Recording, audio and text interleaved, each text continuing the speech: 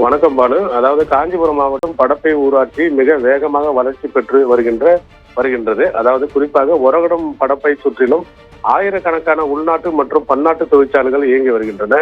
குறிப்பாக காஞ்சிபுரம், வாலாஜாபாத், ஒரகடம், படப்பை, வண்டலூர், தாம்பரம், சென்னை மார்க்கமாக நாள் ஒன்றுக்கு ஆயிரக்கணக்கான வாகனங்கள், அரசு மற்றும் தனியார் பேருந்துகள், இருசக்கர வாகனங்கள் என்று பயணிக்கின்றனர்.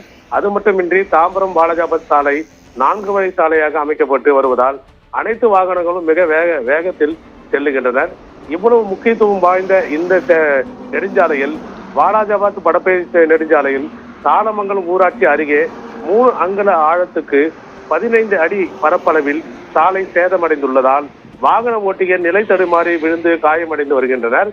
குறிப்பாக அதிலும் பைக்கில் செல்பவர்கள் ஏற்ற இறக்கமாக உள்ள இந்த சாலையில் வாகனத்தை கட்டுப்படுத்த இயலாமல் திடீர் பிரேக் அடித்து கீழே விழுவது வாடிக்கையாகிவிட்டது என அங்குள்ள வணிகர்கள் தெரிவிக்கின்றனர். மிக வேகமாக வருகின்ற வாகனங்கள் அதை ஏற்ற இறக்கமாக உள்ள இந்த பள்ளத்தில் விழுந்ததால் கண்டிப்பாக காயப்படாமல் தப்பிக்க இயலாது.